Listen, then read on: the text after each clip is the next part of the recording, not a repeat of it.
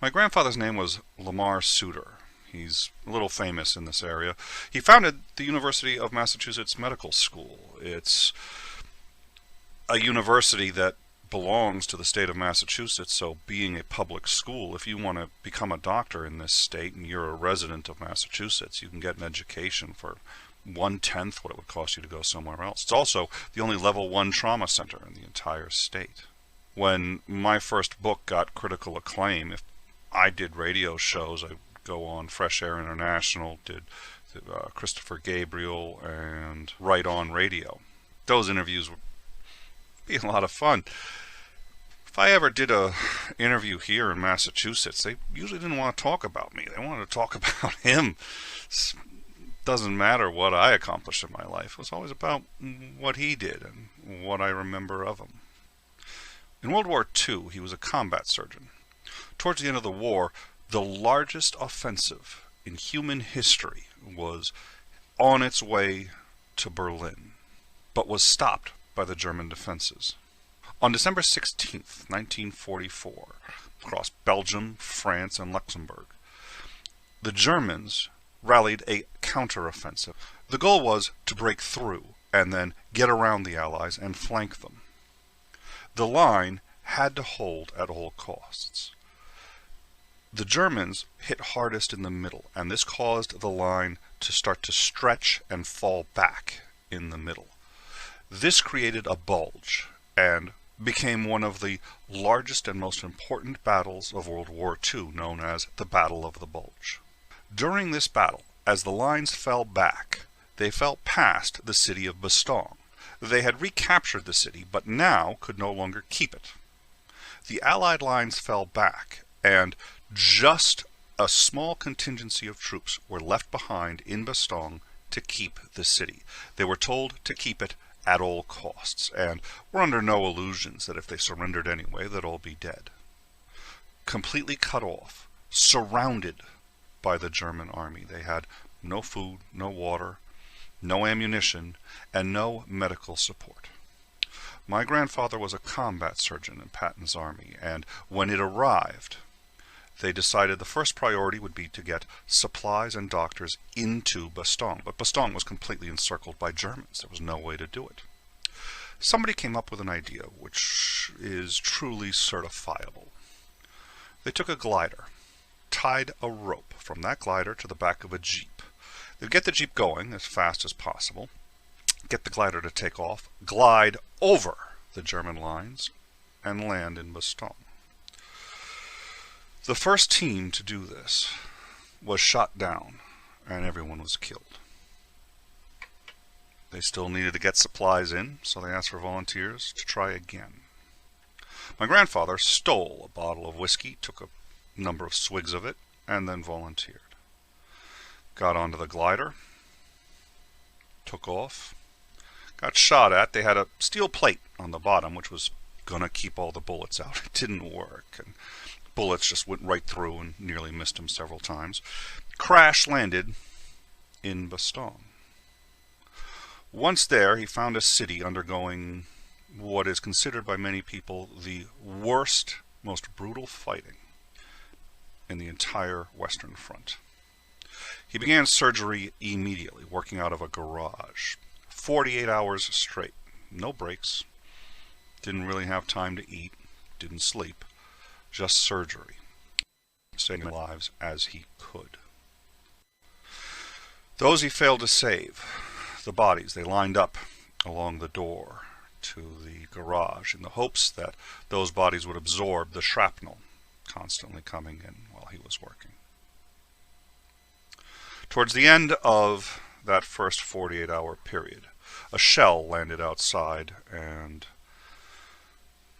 injured most of the people who had been guarding that garage. These were the fresh new people, the ones who had come in on that glider, ones he knew. One of his friends was brought to him. He had significant injuries. He knew this man. He knew his wife, he knew his kids, had read the letters from home, knew what the kids had been doing, what they wanted to be growing up, knew what they were doing in school.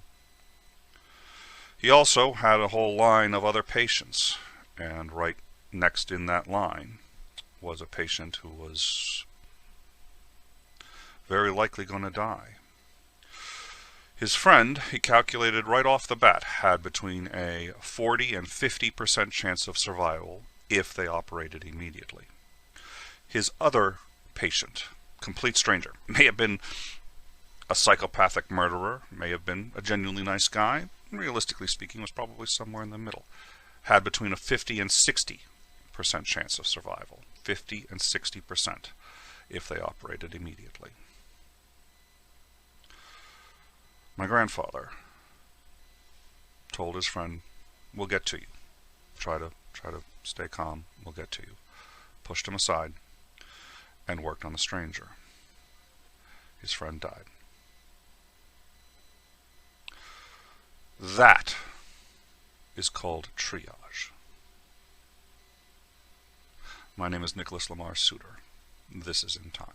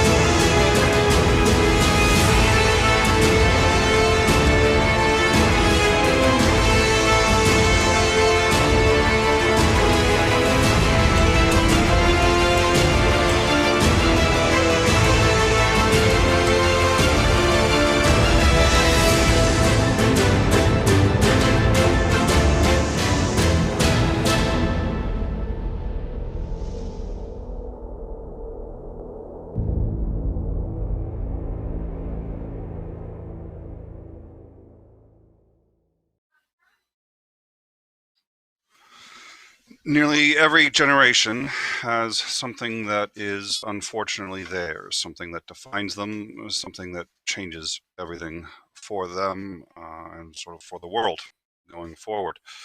From the assassination of John F. Kennedy to Pearl Harbor to 9/11, and pretty much without fail.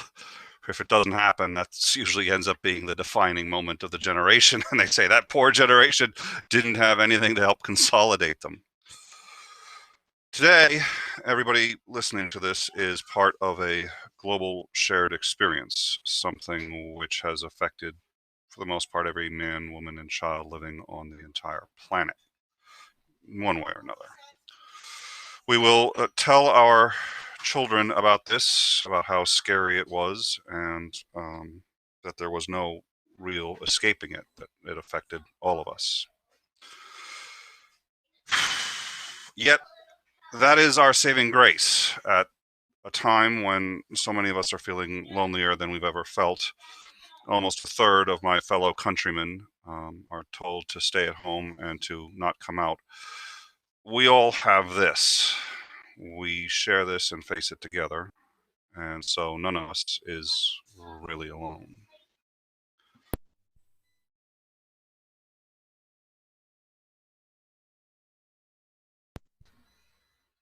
We will be hosting an after show, and I'll be dropping the links to the Hangout in the live chat.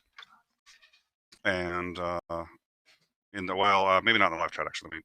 I'll check on that. We'll be dropping it in the Discord. The Discord links are in the description and will be in the that will be in the live chat. And you can find a link to the Discord in our description. We also have a call-in number. It's going to be 937 in time 8. That's 937 468 4638. And we're all just going to sit and talk, and we can talk about our stories of what we've been going through, what we've been sharing, and what we're seeing around us. So I hope you guys will come and join us, call in, join the Hangout, and would love to have you. also be available through the Discord. We're going to be adjusting our schedule here on In Time a bit. I think we've all been sort of burning the candle at both ends here, and the news is there's always something. But I think most of our view will be able to suffice just fine if we go every other day. So I think tentatively, barring breaking news, which we will always, of course, still go live for, barring that, we will be switching to Mondays, Wednesdays, and Fridays. And then I think we're going to also take the weekends off and give everybody here a rest. If something big happens, we'll be here. But other than that, I think an extra day in between is going to do wonders for everyone around here. Maybe even wonders for our audience who could use a bit of a break too. So that's going to be the new schedule going forward. Aside from our regularly scheduled broadcasts, we do have tomorrow the oh wow, I can't believe I am tired. I've forgotten. I want to say tomorrow is No True Scotsman. In fact, I believe it is No True Scotsman. We finally had that one. We've been looking at that one for a while. We've got our calendar up on the front end. I can't see it right now, but I think that'll be the new schedule. We're going to have regularly scheduled guests and sort of keep doing everything we've been doing. With that, unfortunately, the U.S. government is sort of where it's always been. Once again, Senate Democrats have blocked a $1.8 trillion stimulus package. They're doing so on the grounds that it does not have strong enough protections for workers, and it allows too much money for bailouts of distressed companies with no oversight, and that these companies could simply lay off all their workers, take the money, and run. Insider joke there. 6 states have begun issuing brand new stay-at-home orders and business closures, including Massachusetts, Michigan, Oregon, Wisconsin, and West Virginia, all closing non-essential businesses and or instructing people to stay home. The President of the United States appears to be showing signs of growing impatience and frustration with the global emergency. He suggested today that the economic shutdown instituted to protect the citizens of his very country should not be extended. Quote, our country was not built to be shut down and will soon be open for business. This despite suggestions from New York Governor Cuomo that New York could face a lockdown of 4, 6, or even 9 months.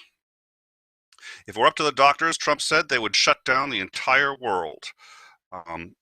This could create a much bigger problem than the one that you started with. This suggests a staggering disconnect of the American president with the reality of the situation. Sunday night, he tweeted in all caps, quote, we cannot let the cure be worse than the problem itself. He also continued to suggest that 2 drugs might well provide a silver bullet against coronavirus. He said the evidence for this is that he's a smart guy. We covered both of these drugs on In Time last week. It appears that he is going on the strength of a white paper, which was extraordinarily optimistic, undeservedly optimistic, in regards to a number of, let me rephrase that, in regards to data that it purported showed the efficacy of the drug. The data in that particular white paper was not of the drug efficacy against COVID-19, but rather against SARS. And the drug has also been very effective against malaria. SARS being 80% similar to COVID-19, and the people who wrote this paper said, well, there's a good chance it'll work. That's not how science is done. That paper would not pass muster in any scientific journal. In fact, has not been published in any scientific journal, and was co-authored by if I recall, it was a PhD, may have been a biochemist, may have been a doctor. I don't remember. I apologize. But somebody who was reasonably credentialed, but actually hadn't worked in the field in 20 years, and a lawyer.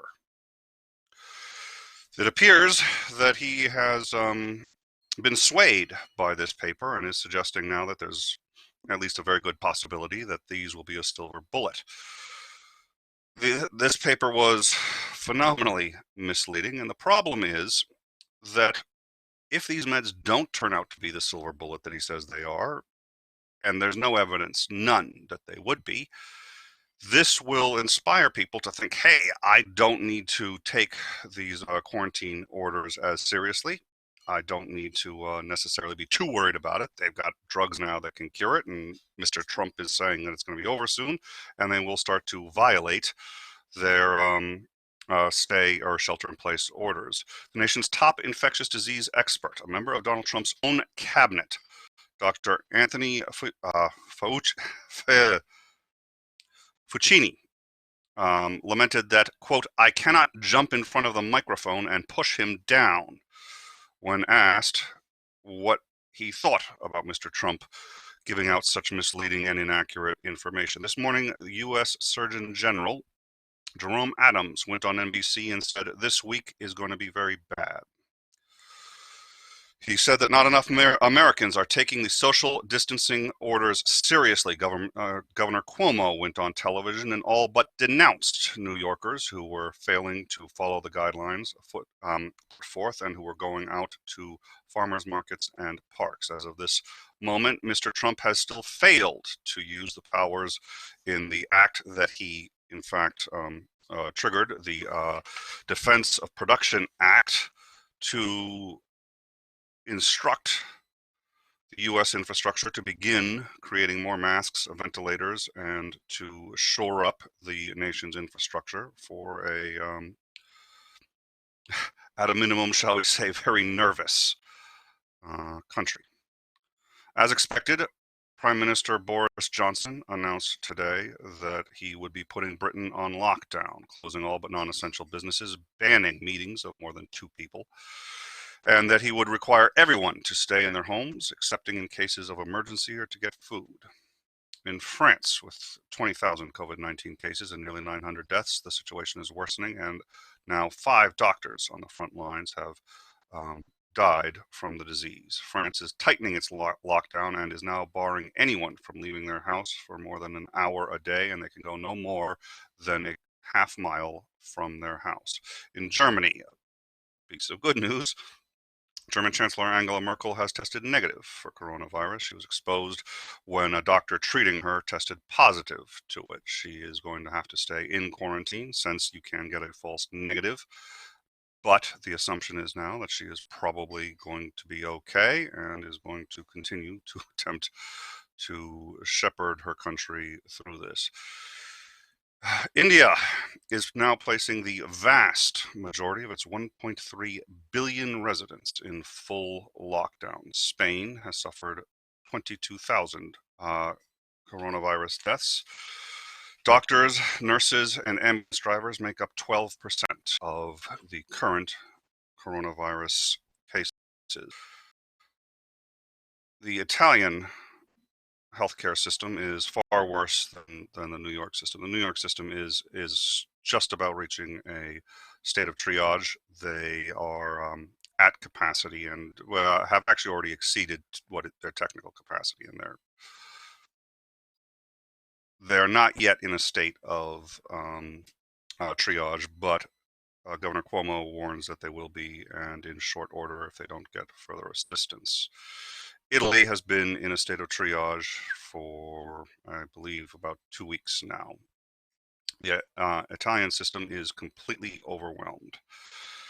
Everything from pregnancies to burials, if it's not coronavirus related, they're not dealing with it. And let's see, it was Vincenzo de Lucina, the president of Campiana, said that he would like to direct police officers to take flamethrowers to anybody who was violating the lockdown and shelter-in-place instructions. The police in Italy have issued more than 40,000 citations and violations of the isolation order in the first week alone. The Russian Defense Ministry has loaded up a cargo plane filled with supplies and doctors, and they will be sending it to Italy, according to the Russian Defense Ministry. U.S. hospitals are preparing for conditions to worsen and to get ostensibly, possibly as bad as Italy. They are preparing for triage rules and guidelines. This includes who is going to be treated and on the basis of what conditions: age, medical need, likelihood of recovery, quality of recovery, so on and so forth. In Italy, they've already, sorry, I skipped this, went out of order slightly. In Italy, 50% of all people admitted into the ICU die from coronavirus. At present, there are not enough beds, and so they are giving beds only to those that they believe have at least a reasonable shot of surviving the disease.